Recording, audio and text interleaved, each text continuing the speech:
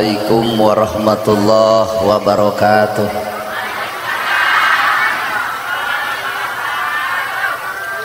Sampurasun. Innal hamdalillah usolli wa usallimu ala Rasulillah Muhammad ibni Abdillah. Asyhadu an la ilaha illallah wahdahu la syarikalah wa asyhadu anna Muhammadan abduhu wa rasuluh alladzi la nabiyya ba'dah.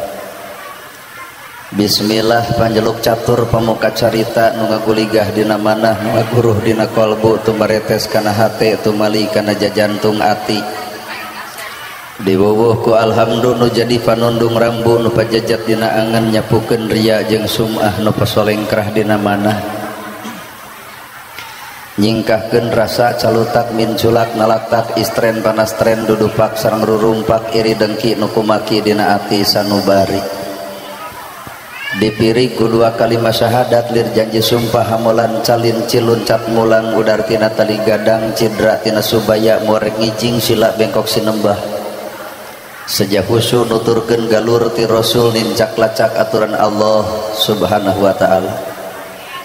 Puji kagungan Gusti anu maha suci anu hayatna abadi Allah Rabbul Ijati. Puja kagungan nu maha kawasa anu nyiptakeun alam dunia sarta eusina manusia nibankeun ka urang sadaya agama nu sampurna tur paripurna nyatana al-Islam nu ku urang dipika cinta. Runtuy syukur anu masyhur kagungan Allah Rabbun Ghafur nu maha ngatur di handap mewah di luhur mikanyaah ka jalma jujur sarta nyarek hirup takabur. Shalawat kali salamna Allah mugia ngocor ngagolontor ka junjunan urang sadaya contoheun urang sadaya kiblat hirup urang sadaya suri tauladan nu tauladeun figura-figuru nu wajib ditutur miwah ditiru nyatana Kangjeng Nabi Muhammad sallallahu alaihi wasallam. Kalayan parantos natrat ngagurat ka para sahabat nu obat nu teu beurat kana salat nu teu heat kana zakat kabara tabiin tabiah nu keukeuh pageuh nyakel sunnah ka para kulawargana nu ancek-pancek istiqomah imana teu unggut ku kalinduan teu gedag ku kaanginan teu luntur ku kahujanan caduleeh ku kapanasan. Urang mundut ka nu maha agung urang menta ka nu maha kawasa nyarande ka Gusti murbehing alam.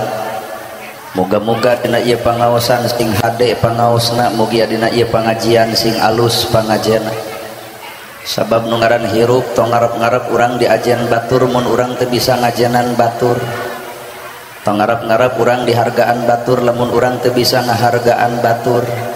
Tong ngarep-ngarep urang dihormat batur lamun urang teu bisa ngahormat batur. Matak jalma nu alus nyatana jalma nu bisa silih hargaan. Para asatidah kori-koriah mubaligo hormateun sim kuring guruaneun pikeun sim kuring. Ais pangampih pupuhu lembur ti kawit kades kadus RW RT BPD LB tur LPMD. Ibu mewah bapak sadaya nu lenggah linggih dina ieu patempatan kalayan hempak merbayaksa rekep dengdeng papak sarua moal deukna beda-beda. Dina saat nu ayeuna dina wanci nu kiwari urang sadaya ngariung mungpulung di ieu tempat sing jadi cukang lantaran datangna rahmat jeung pitulung mantenna Allah. Wirehing setiap manusia hirup tungkul tempatna kaluluputan tanggah tempatna kalelepatan janji ayeuna sakapeung sok poho dina poe isukan. Lamun layan Allah maha panghampura kabeh jalma kagolongkeun jalma-jalma anu baris carilakan. Ibu mewah baba sadaya ai ngaran-ngaran pangaosan teh kudu alus pangaosna ngaran pangajian kudu hade pangajianna. Sabab nu ngaran kahirupan mah urang tong musafir dihargaan batur mun urang teu bisa ngahargaan batur. Urang tong musafir hayang dihormat batur lamun urang teu bisa ngahormat batur. Urang tong musafir hayang diajen batur lamun urang teu bisa ngajenan batur. Matak jalma nu alus teh nyatana jalma nu bisa silih ajenan. Nah cep ustad nyarita kitu apan rumasa kuring mah beda jeung batur. Di mana ya ustad merekil goreng-goreng ge ustad mah udeng badak gamis ngangsar sorban ngagaplek lamun ajengan sarupa kitu mustami sok nararangtung kurumuy ustad depan wilujeng sumping al mukarrom pan ka urang mah masih kena aya nu nanya tos ka dieu cenah ustadna bari ka urang gitu cek abdi teh ahdu ka teuing teh apa Kenaha atuh cek ustad make jeung make baju biasa, celana biasa. Jawabanana lantaran kuring makhluk Allah anu biasa. Kuring make baju biasa, celana biasa, ngomong biasa, artina kuring teh jelema biasa. Anu can meujeuh ku batur dianggap luar biasa. Naon nu jadi sabab? Cenah ustad kiai jeung ajangan teh disebut warasatul anbiya, pewaris para nabi. Daerah atuh Pak. Ustad kiai ajengan disebut warasatul anbiya. Nabi bager katempo bagerna, nabi Islam agung katempo nabi ngaagungkeunana, nabi hebat Islam hebat katempo dihebatkeun ku nabi. Pan urang macan bisa ngagungkeun Islam nu sabenerna. Mana bukti eta omongan mah alus geuning sikap mah garoreng. Nu dibaca subhanallah maha suci Gusti Allah, nah kotor hate dikukut. Caritana subhanallah maha suci Gusti Allah, nah batur nyeun gedong nyeri hulu, batur meuli mobil ratuk angan, batur meuli sawah make jeung karubah sakit, bisa jadi batur meuli motor si eta modar di ditu. Berarti lamun kitu teu nyoko antara nu diucapkeun jeung perbuatan, mata urang teh can pantes disebut jelema nu istimewa. Anapun ieu baju ieu calana ieu mah sakadar bajuna sakadar calanana, eta mah gumantung anu makena. Nu meuli-meuli kuring dipake-pake ku kuring pantas jeung henteu ya kumaha kuring. Da eta mah hanya sebatas cangkangna. Ngaran-ngaran ngalusan cangkang eta soal nu enteng. Ibu hayang geulis tinggal di lipstik, tinggal di wedak, tinggal di blush on. Nu hese mah amis budi. Da teh saeutik wedakna kandel bibirna beureum ari hasim pamatuk dikukut. Nah batur bakal ngahargaan wedakna moal, batur ngahargaan lipstikna moal, tapi batur bakal ngaragangan karena akhlakna. Maka akhlak adalah sumberna celik putih celak herang gumantung hate nu narima kana podo pangeran. Ayeuna ibu di jilbab hampura kuring can bisa nyebut soleh ibu lantaran di jilbab ieu. Da jilbab ieu mah aya pasarna batur ge bisaeun make. Tapi hiji anu urang ngabedakeun antara urang jeung jilbab batur, naon eta? Tutupna. Pan jilbab teh artinya teh munian, matak lamun ibu geus bisa dijilbab geuwat bunian, panonna ceulina bibirna, bunian kunaon ku arti anu sabenerna. Pan teu saeutik jilbab badag popolotot ka salaki. Jilbab gede kana gosip dungdak dengdek. Jilbab ngaguyupuk nepi ka kahandap tapi batur nyeun kasalahan bibir galing ngomongkeun ka goreng patutan batur. Di mana eta jilbabna?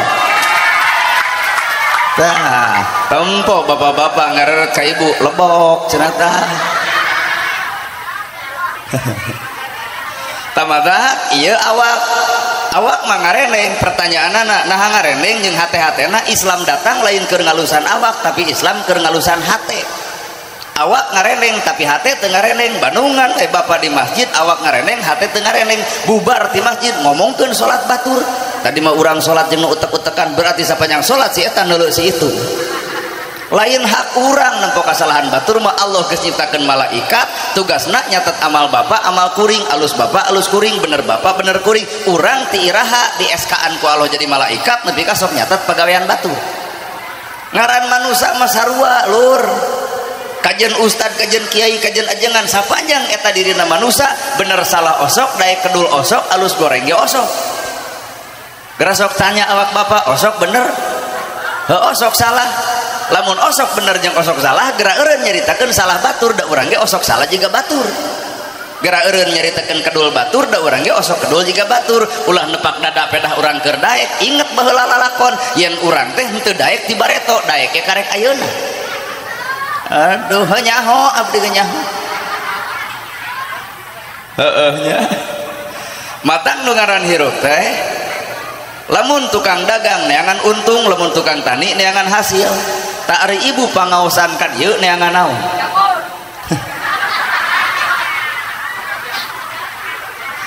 Mun tukang dagang matak daek dagang ge neangan untung, mun tukang tani neangan hasil. Ari ibu ripuh tuluh capek lungse caricing di ieu tempat ngaran rek pangaosan, neangan naon aitina pangaosan? Ceuk ibu neangan ilmu. Geratanya ka Pak Ustad anu deket al ilmu nur ari ilmu teh cahaya. Nah geus kaoncoran urang ku ilmu urang jawabanana acan. Mana bukti kabeh nu hadir di ieu tempat pasti apal ilmu tahajud tapi geuning unggal peuting hees. kabeh nu hadir di dieu apal dalil sodako, tapi nah kadang-kadang mah yatim diantep, fakir miskin teu kabelaan. Di mana dalil sodakohna? Karek samet biwir encan aya nepi kana praktek hirupna. Well, sadeo atuh dah supaya teu ngarasa bener ieu teh dikieukeun. Heeh lur. Tah kabeh ge apal jeung dulur kudu akur jeung tetangga tong pasea, tapi naha kadang-kadang mah boro-boro rakyat biasa ajengan jeung ajengan gugur keur wae. Sakedeung deui 11 jeung 2 3 pan moal beres nepi ka ayeuna. Matak nu akhirna teh masjid paloba-loba nu geus sipa eueuh-eueuh da eta tuh antar 11 jeung 2 3 teu beres keneh. Usoli jeung teu usoli teu anggeus, kunut jeung teu kunut teu beres. Sedengkeun batur geus nyieun nuklir Pak, urang ngagugulung eta keneh. Aduh, lamun Indonesia hayang dihancurkeun poe ayeuna tinggal detik tombol beleduh hancur harita kabeh. Iraha atuh urang deuk maju. Kamari lol we era politik. Anies Baswedan, Prabowo, Ganjar Pranowo, silahkan da eta mah politik demokrasi hak rakyat masing-masing. Entong ngunggulkeun urang ngarendahkeun batur, kabehanana ge eta teh putra terbaik bangsa. Nu resep Anies Baswedan mangga, nu resep Prabowo peek, nu resep Ganjar Pranowo silahkan. Ngan anger tong papasean jeung tatangga kudu akur jeung dulur. Da bapak maot mah nu tahlil dulur sorangan. Teu mungkin Prabowo datang ka dieu milu tahlil. Heehnya kerasok bisi terpercaya kubah kades telepon Pak Presiden gitu di daerah Subang aya nu ngantunkeun hoyong dipangtahlilkeun, jawabanana sorry ye matak mengeus sing alus pajeng dulur ulah pasea jeung tatangga tina politik teh. Naon sababna? Nu hade mah politik rakyat leutik, politikna cerdas Pak, anu kudu ditiron ku para elit mah pena politik sok parasea, da rakyat mah tara pasea. Naha da rakyat mah eueuh kapentingan, nu boga kapentingan mah tuh elit di luhur. Mata rakyat mah bu naha milih Anies Baswedan, hayang jiga urang Jakarta, ari ibu hirup di mana? Di Subang. Cing tari nu hiji deui hayang saha? Prabowo. Namukeun jeung hayang Prabowo karunya 3 kali keok wae. Mata ternyata di Indonesia itu loba pisan nu karunya matak meunang. Cing tadi nu hiji deui hayang saha? Ganjar Pranowo. Naha koloteun jeung dewasa. Naon cing teh cirina? Eta huisan kabeh kitu. Politik rakyat. Deuk saha wae nu jadi silahkan. Da rakyat mah kieu keneh. Bener ya. Jeung urang sebagai rakyat entong nyalahkeun anu di luhur. Cengek mahal Jokowi disalahkeun eueuh ka ceregan cenah Jokowi teh ti iraha Jokowi nggak benar cengek. Nu salah mah anger urang keneh tamatak lalajoan nu ngaran angka kahirupan teh yen hirup manusia teh sarua bener salah daek kedul alus goreng sarua. Matak ieu teh kurung ai kurung kudu tepung jeung kuringna. Kurung urang jeung kuring sok salah wae. Ieu mah kurung mah babari ruksak, bau kideng jadi bodas, lempang gagah jadi lemah, ngomong capetang jadi balelon. Orok eueuh huntuan seuri lucu. Coba nini biak huntu seuri muringkak bulu punuk. Bapak baheula keur ngora ngadar sukro drok mata resep nu ngadengi keur ngora. Ayeuna geus kolot huntu unger hiji-hiji ngadar sukro kan ngadon bal di jero. Malahan mah huntu kateleg sukro keluar. Artinya ku perkara kitu manusia eueuh nu kudu disombongkeun. Teu mungkin disebut pinter lamun eueuh nu bodoh, teu mungkin disebut beunghar mun eueuh nu miskin, teu mungkin disebut pejabat lamun eueuh rakyat. Mata urang lamun disebut ku batur pinter entong buka kang irung teuing, da hakikatna mah disebut pinter teh pedah ku si itu bodoh. Da disingareupan ku nu pinter urang teh boloon. Bener ya. Sim kuring Pak ngareneng jeung Pak Ustad nu aya di dieu panitia dipoto cenatan pede abdi nah abdi nu meunang talpul lamin sim kuring ngareneng jeung leuwih kasep maka kuring anu eleh matak lain goreng lain kasep sabenerna mah salah ngareneng lain beunghar jeung miskin ngan sabenerna mah salah ngareneng lamun bapak hayang beunghar ngareneng jeung jelema anu sangsara maka bapak bakal disebut beunghar. Ya moal mungkin disebut pinter mun eueuh nu bodoh atau tugas nu pinter geura oncoran jelema bodoh. Kadang-kadang kenyataan geus pinter ngadon ngaledek jelema bodoh. Deuk ngaledek mah teu kudu masantren luhur, teu kudu sakala luhur, deuk ngaledek mah jelema bodoh ge bisa. teu mungkin disebut beunghar lamun eueuh hirup si miskin. Mata tugas jelema beunghar geura tulung anu butuh, geura talang anu susah, geura jahit teu teuleum bere oncor anu poek hudangkeun jelema labuh. Tah ieu teh tugas jelema beunghar. Buktina kanyataan jelema beunghar adigungna bebeakan sedengkeun si miskin gede jasana. Si miskin mah aya nu maot pangheulana nyokot pacul nyeun kuburan. Si miskin aya nu maot pangheulana nyokot pasaran dipanggul ku si miskin, diboehan ku si miskin, dianterkeun ku si miskin. Tahlil 100 poe si miskin tara pernah eureun. Matak lamun aya di Subang ieu jelema beunghar mung akur jeung nu miskin, kali-kali nu miskin dendam saeutik maot si eta bikeun paculna mangga ngadamel kuburan nyalira.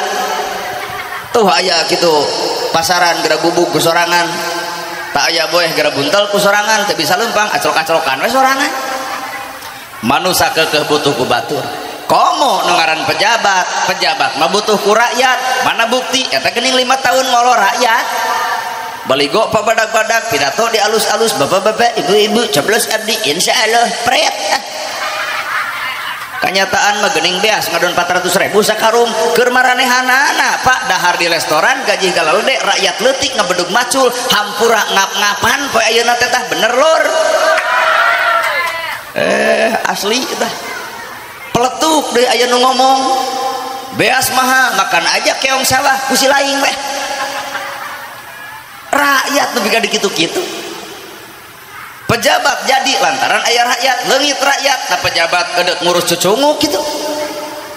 Mata kedaulatan ada di tangan rakyat, moal mungkin jadi pejabat lamun eueuh rakyat mata hakikatna jelema nu kudu ku urang dihormat, lain urang sebagai rakyat ngahormat ka pejabat, tapi pejabat nu kudu hormat ka rakyat. Apan cucungik maneh teh hei para pejabat dijadikeun ku leungeun-leungeun rakyat.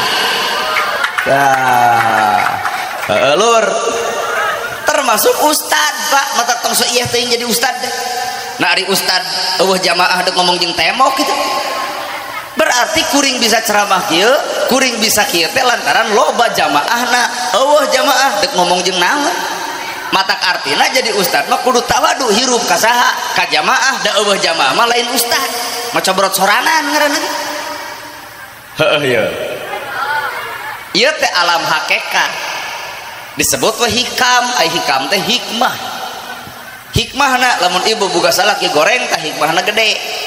Matak lamun ibu boga salaki goreng teh kudu sujud syukur, alhamdulillah ya Allah ku petotna. Alhamdulillah ya Allah ku begungna. Alhamdulillah ya Allah ku tutung hideungna. Cing ti ibu naha mah jeung alhamdulillah eta boga salaki goreng. Alhamdulillah gableg salaki goreng mah naha moal salingkuh da biheung payu pan goreng. Tapi lamun ibu boga salaki kasep ngarempereng koneng, mun dina wayang jiga Arjuna, mun di ustad jiga ustad nana gerhana. Tah, hampura tong sobong-sobong teuing, nu bontongor teh lain nu goreng, kadang-kadang mah nu kasep. Mata geuning eta teh ujian hirup lur. Mata nu ngaran kahirupan manusia bakal kaancikan ku ilmu panemu nu kuring-kuringan di jero kurung sakepeung mah korong.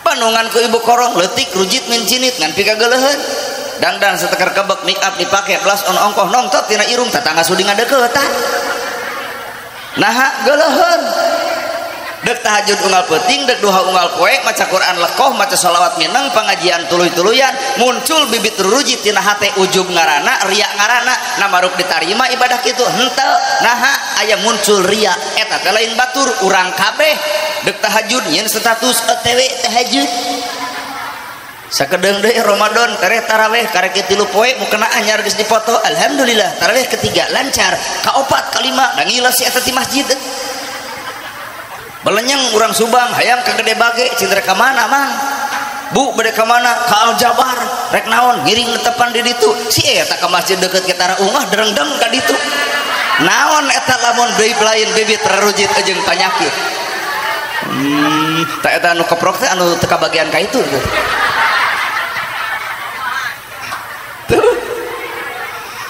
serak saeutik ditanya ku batur kunaon serak tos ngaos Quran sareng shalawat dumpuk mah hohoa ka pamajikan ieu teh alam ria Pak sabab nu ngaran ibadah mah teu butuh ditempo batur teu butuh dilalajoan batur teu butuh dicatat batur tak ikhlas karana ai urang mah ibadah teh diomong-omong ka batur dok santunan dipoto heula jeung yatim miskina bari dijieun status alhamdulillah parantos santunan duit lapur amal lain. Nah aya koreh dina hate aya ujub jeung ria asa aing pang amalna Allah teu butuheun. Apaan iblis teh lebih pintar batan urang, iblis lebih patuh batan urang, iblis lebih hebat batan urang, iblis ge lebih sagala-galana batan urang. Ngan hiji iblis sombongna tah nu paling power mah urang tahajud momol duhan teu ai sombong diheulakeun. Ampura nu hadir di dieu ku kuring disebut sombong dah heueuh. Palbah mana sombongna? Nabi Muhammad geus asup ka sawarga cek Allah Muhammad pek geura surga nu mana geura pilih. Tapi Nabi tahajudna unggal peuting, duhana unggal poe, baca Qur'anna leukeut, ka masjid mineng, salatna tara elat. Ieu saha nu geus dijamin ka surga? Tahajud mumul, duha henteu, baca Qur'an boro-boro. Bener lur? Heuh, berarti urang mah sombong. Wah, wayahna kudu ungeuk. Tuh. Kedua yaitu nu hadir teh lain sombong ngungkul bedegong deh. Baik ustadna ge sarua ustadna ge bedegong palebah mana urang bedegongna bapak pernah ngalaman umur 5 tahun jeung 6 tahun boga inung boga bapak inung nitah ka bapak jang pangmencetankeun sirah kumaha jawaban bapak harita ka kolot sok we jujur da ka ciri tina kiceupna ge. Ibu lamun dititah ku kolot nyai ibu teh keur umur 6 tahun inung urang geus kolot cek kolot teh nyai pangmecatan sirah kumaha jawaban ibu harita ka kolot heeh sing ngararaku sok entong api-api kitu sok nyai pangmecatankeun suku kumaha jawaban ibu harita ayeuna ibu geus kolot boga budak urang titah nyai pangmecatkeun sirah emak rada jangar kumaha budak urang jawaban ayeuna ka ibu lebok. Ternyata urang teh bener Pak pernah ngalaman hirup bedegong matak ngukur soleh jelema lain keur pangajian lain keur salat lain keur maca Quran ngukur soleh jelema mah bubar pangajian bubar salat bubar pangaosan. Allah da ayeuna atuh keur kieu mah kacariri solehna asli bubar pangajian nah ustad kitu teh di kopiah nya juga weuh deui soleh teh.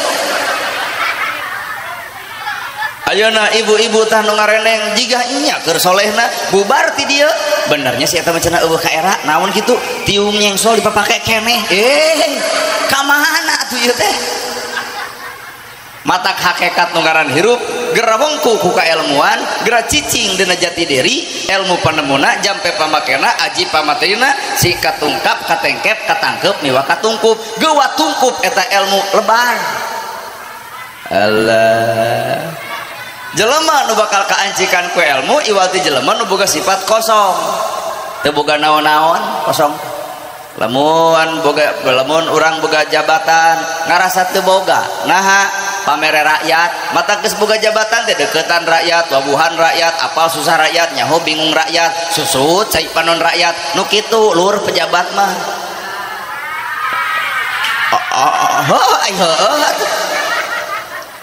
lain ieu mah ai keur hayang deket jeung rakyat wabuh jeung rakyat tepung jeung rakyat ai geus jadi geblus ka alam gaib ari si eta pejabat teh jurig jarian gitu